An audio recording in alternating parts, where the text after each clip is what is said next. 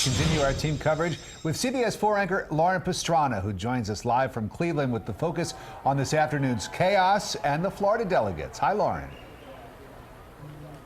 Hi there, Rick. Some tense moments on the floor of the Quicken Loans Arena earlier this afternoon eventually gave way to dancing and cheering here as the primetime speakers took to the stage to tout Donald Trump as their pick for president. Now, there does remain a small group of delegates, including some we spoke to from Florida, who say they just can't support the billionaire businessman.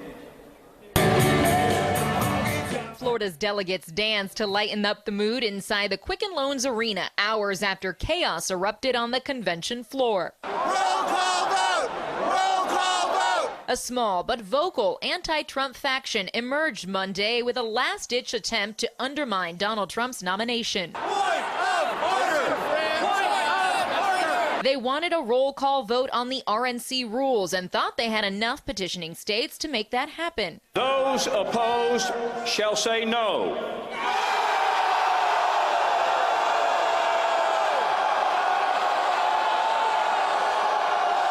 In the end, only 6 states wanted the roll call vote, and the Never Trump movement failed.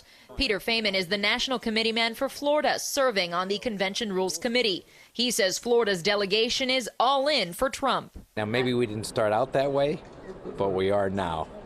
He's referring to the hard-fought primary in which several Florida favorites like Marco Rubio and Jeb Bush went toe-to-toe with Trump and lost. Several Florida delegates we spoke to say Trump wasn't their first or even second choice, but they will reluctantly support him. Do I love Donald Trump? Absolutely not. Am I going to vote for Donald Trump? Absolutely am. Hashtag never Trump, absolutely. But Daniel Ruas from Broward says he just can't bring himself to support the billionaire businessman. No, there's no way of convincing me. The only real question is whether I cast a vote at all. Yeah, it's by, acting like Donald Trump, by acting like a bully. Now the Republican National Committee has taken on those bully characteristics when it comes to even its own members. I was very disheartened to see that today. Miami-based delegate State Representative Carlos Trujillo says the party is right to follow the rules. I think Trump won through the primary process. The rules were stated. He won that process, and now he has the right to be the Republican nominee.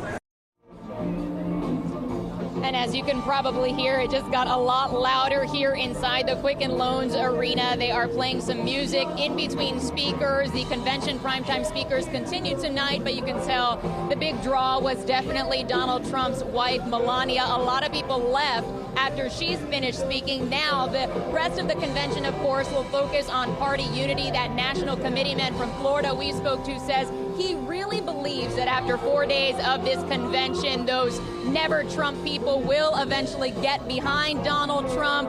All signs at this point point to Donald Trump accepting the nomination on the convention stage on Thursday.